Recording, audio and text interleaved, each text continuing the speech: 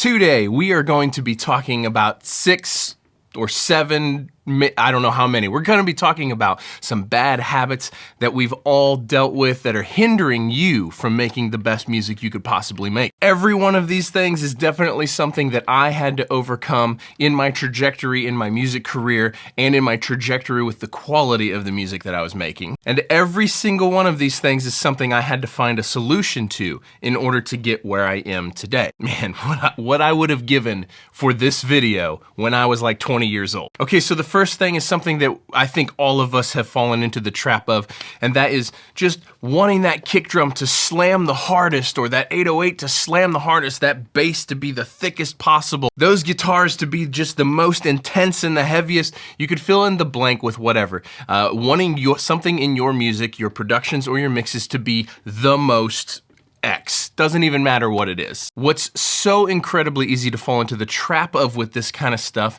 is not understanding that the contrast is actually what makes those things happen. For instance, nothing can be loud without something else in the same song being quiet. There is no loud without something being quiet. There is no soft without something being hard or aggressive. There's no aggressive without something being soft. There is no wide without something being narrow. There is no bright without something being dark and thick. In order for something to sound close in the mix, something else has to sound very far away. Understanding this differing perspectives is the reason why things sound the way they do, is one of the very hardest things, because I grew up on rock and metal and that's what I started producing, and I just wanted everything to be loud and crush and thick and heavy, but if it's all loud and thick and crushing and heavy, then nothing is really that loud, thick, crushing, and heavy.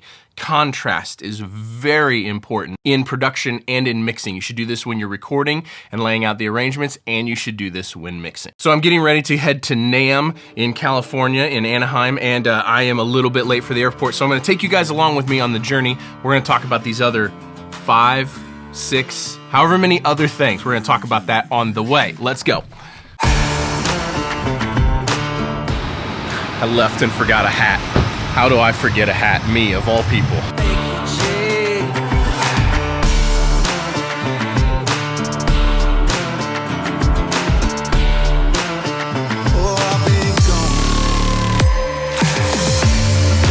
Welcome to LA. I was gonna do the next tip right here when I landed on the airport, but it is way too loud here. Let's see if we can get to the hotel.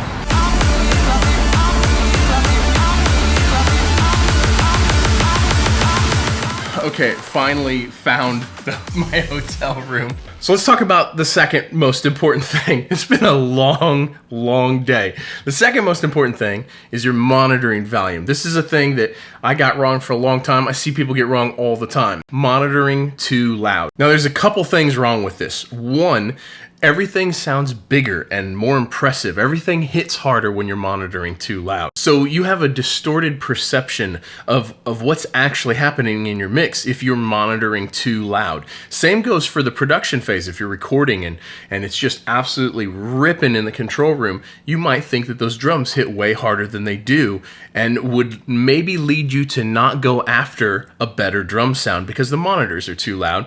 And the same thing happens when mixing. And the other thing is that our ears actually hear frequencies different at different volume. Our perception of frequency response and the overall frequency balance in a mix can get distorted when the things are too loud. So monitor quietly. That's really important.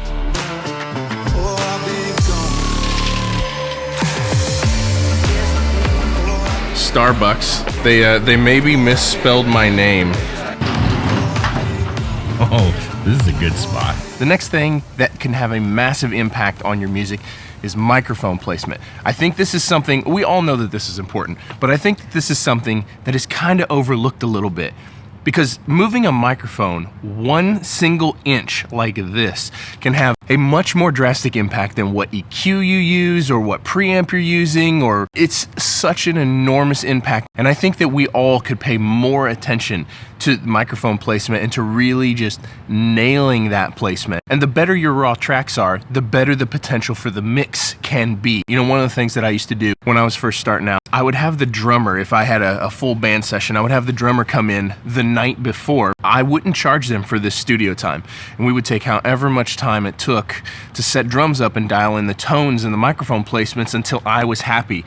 And this was my sacrifice, my learning curve. I was willing to do this so that way I could experiment and really nail the placement as much as possible. And doing this for many years went a long, long ways. This is way overexposed, isn't it? It went a long, long ways to helping me know exactly where to put microphones on a drum kit, play around with microphone placement, and really, really dig into it, make it as best as you can. How finished of a sound can you get just by changing microphone placement? Okay, I've got to figure out where to go get my NAMM badge, and I'm meeting up with my buddy Steve, who has an awesome guitar-related YouTube channel. But we got a couple more things coming up, so stay tuned. You ready to go do this? I'm ready. Let's Hold go. on. That's who you want to go check out. We're not staying here with this. Oh, I thought are you gonna be here? The for like owner of 5 minutes? Oratone just told me to babysit his houseplant. And his lawn chair. And his lawn chair. What is happening? You ready to pick up your houseplant?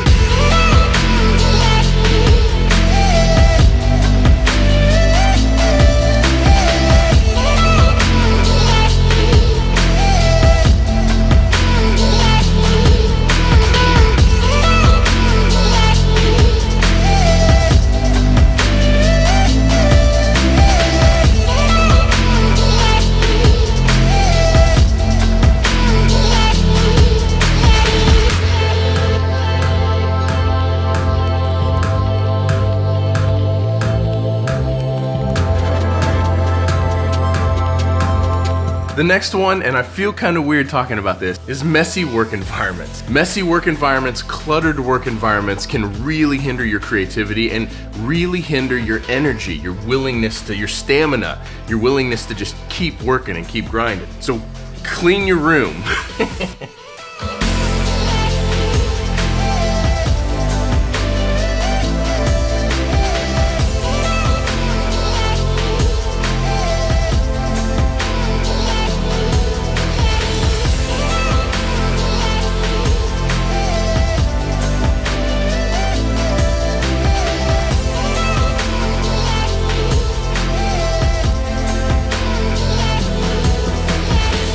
The next thing that could be ruining your mix is the mindset, the mantra, that it's the ears, not the gear, that the gear doesn't matter. I can't think of another saying in audio production that's more BS than this. Now, while I do agree that obviously it's more important what you do with the gear than what gear that you use, but this idea has kind of taken over that the gear doesn't really matter. And I just can't get on board with that because I have experience with inexpensive gear. There's no way that a $29 Radio Shack microphone sounds as good as a $3,000 Neumann. There's no universe in which that is true. Now, I'm not saying you couldn't create something cool with the $29 microphone from Radio Shack, but they are not the same thing and they are not the same quality, and they certainly are not interchangeable with each other. So I think what we all need to do is we need to have a balance of this mindset. Yes, it is more important what you do with the gear than the gear itself, but the gear really matters, and we should always be trying to invest in the best gear we can possibly afford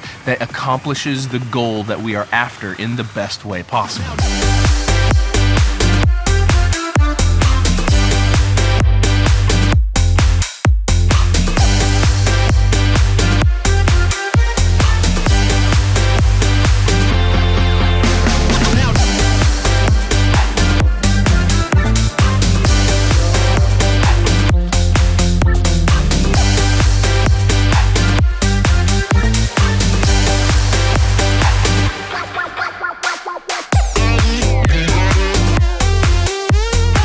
I forgot how incredibly loud and incredibly absurd NAMM is, and how it's impossible to find a quiet spot to film and actually talk. So it's also exhausting because you walk 23 miles a day. I had to stop and get some coffee. We're halfway through day one. The fact that gear does actually matter, and we should stop pretending like it doesn't, leads me into my next point, which is maybe one of the most important things that has helped me with a successful music career. It's no secret that this is an expensive endeavor. It's kind of hard to make money, and all the gear is outrageously expensive. So one of the things that I've done for many years that I think is super important is to spend your money the right way. So what you want to do is you want to analyze every single thing that you do musically. It doesn't matter if you're a producer, a mixer, an artist, it doesn't matter. You want to analyze all of these things and then figure out what the weakest link in everything that you do is, and that becomes the next thing that you buy. So when you look at everything that you do, and maybe it's a microphone, maybe you need to upgrade your microphones, that's the thing that's holding you back the most, then that's the next thing that you should purchase. And once you've bought that next thing, whatever is holding you back the most, maybe it's acoustic treatment, maybe it's a microphone, it could be anything, but once you've purchased that thing that would make the biggest impact in what you do, then you run that whole circle again. Now, what is the most important thing? What's the thing that's holding me back the most? What's the thing that will give me the biggest impact in what I do? And that becomes your next purchase. And what you do is you do this over and over and over for many years. I get messages all the time, people being like, how in the world did you afford that much gear? It's just been 20 years of running this circle. What's the thing that I need the most? And then I save up and I buy that thing. And then what's the next thing that I need the most? I've just poured every spare dime I've ever had in my entire adult life into music gear. Now, there are links in the description below to a bunch of gear that I have in my studio. These are things that I have personally landed on that really help me out. All the links in the description are actually solutions to problems that I have had in the past throughout my career. So when I'm looking for the best drum bus compressor, it might be expensive, but I did the Logic Train and my Tube Tech is the thing, and so I just save real hard and then I buy that thing. Check the links in the description for all the stuff that I use in my studio that I have bought with my own money, and maybe you'll get some ideas there. Or if you're looking, if you know exactly what your weakest link is, if it's a preamp or if it's a microphone, you can at least see what my biggest choices are. Those links go to Sweetwater, and Sweetwater sponsors all of these videos, and I've gotten all my gear from Sweetwater for forever at this point. So thank you, Sweetwater, for sponsoring this video. If you guys ever need any gear at all, whenever the time comes to buy, just hop on any one of my videos, click on any one of the links, and then you can purchase anything that you want, and it goes a long, long ways to help the channel out and help me keep making videos like this. You help me help you. I don't know how many things that ended up being, but there we go. There's the things that are probably ruining your mix, and those are some tips and tricks on how I get around some of this stuff. And I really hope that this helped you. Leave me a comment down below, let me know if it did. Thank you guys for watching. Stick around because it's gonna be a fun couple days here at NAMM, and I'm gonna be showing as much cool stuff as I possibly can, and we will see you guys in the next video. Peace.